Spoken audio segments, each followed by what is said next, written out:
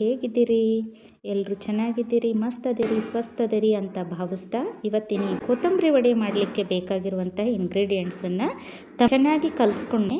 ಕಾದ ನಂತರ ಅದಕ್ಕೆ ಬೇಕಾಗಿರುವಂಥ ಇಂಗ್ರೀಡಿಯೆಂಟ್ಸನ್ನು ಆ್ಯಡ್ ಮಾಡ್ಕೊಳ್ಳೋಣ. ಇಲ್ಲಿ ನಾನು ಜೀರಿಗೆಯನ್ನು ಹಾಕ್ಕೊಂಡಿದ್ದೀನಿ.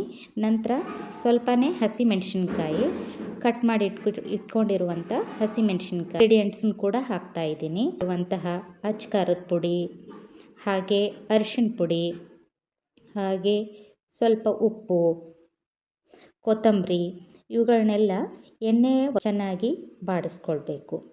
ಅವುಗಳೆಲ್ಲ ಎಣ್ಣೆಯಲ್ಲ ಅದನ್ನು ಈ ಒಗ್ಗರಣೆಗೆ ಸ್ವಲ್ಪ ಅದು ಕಲರ್.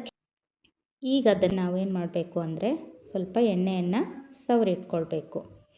ಎಣ್ಣೆ ಮಿಶ್ರಣವನ್ನು ಸ್ವಲ್ಪ ಚೆನ್ನಾಗಿ ರೋಲ್ ಮಾಡ್ಕೊಳ್ಳಿ, ಕಟ್ ಮಾಡ್ಕೊಳ್ಬಹುದು.